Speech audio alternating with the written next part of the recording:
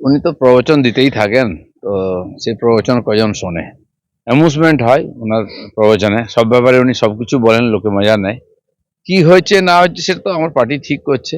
আর 26-এর ইলেকশনে কি হবে সেটা মনে হয় জগন্নাথ দেবের আশীর্বাদে পরিবর্তন হবে এখানে। তো ঠিকই আছে, পার্টি যে দায়িত্ব যাকে দেবে সে সেটা করবেই। কি জোন হবে না হবে আমার কিছু জানা নাই।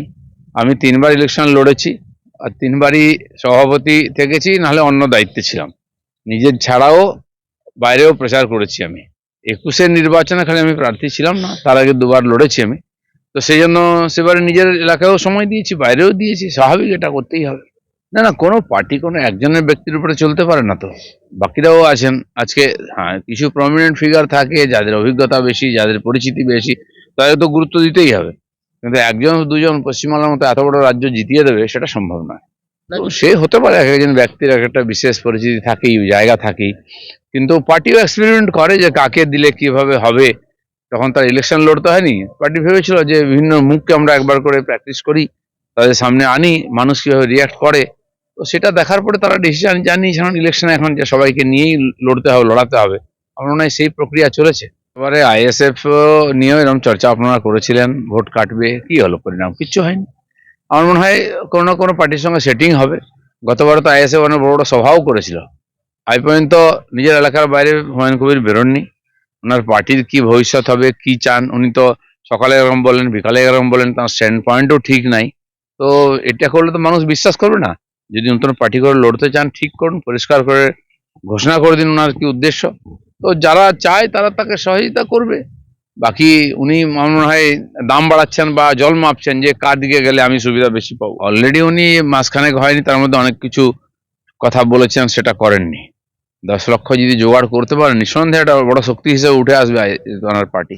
নির্বাচনকে কেন্দ্র করে সব পার্টি কিছু না কিছু অ্যাক্টিভিটি করে, বিশেষ নির্বাচন কেন্দ্রিক যাত্রা ইত্যাদি সব পার্টি করছে, আমরাও করব। তাতেই ইলেকশন জিতে যাবে? ডায়লগ দিয়ে যদি ইলেকশন জিতে যেত তাহলে তো অনেক কিছু হয়ে যেত। এক সময় জবাব দিতেই হয়। সিপিএম যখন জিতছিল লোকে ভাবছিল অজেয়, কেউ হারাতে পারবে না, আর এমন ভাবে হারলো আর খুঁজেই পাওয়া গেল না। বিজেপি 3,500 পথসভা করে ফেলেছে, পঞ্চায়েত স্তরে, ওয়ার্ড স্তরে করছে। তো এটা আমরা অভিযান শুরু করছি 1 মাস, যে এটা পথসভা হবে, এই জানুয়ারিতে জনসভা হবে, আমাদের রাজ্য সভাপতিও ট্যুর শুরু করবেন উত্তর থেকে দক্ষিণ, আমরাও থাকবো। এ তো চলতেই থাকবে। তো ওরা এক ধরনের বলবে, আমরা তার কাউন্টার করবোই। তার কারণ বিরোধী পার্টির দায়িত্ব হচ্ছে সরকারের ভুল দেখিয়ে দেওয়া, মিথ্যাচারকে ধরিয়ে দেওয়া। আর সেটা পশ্চিমবাংলার লোক এখন সব বুঝে গেছে, আর বোঝাতে হবে না কাউকে।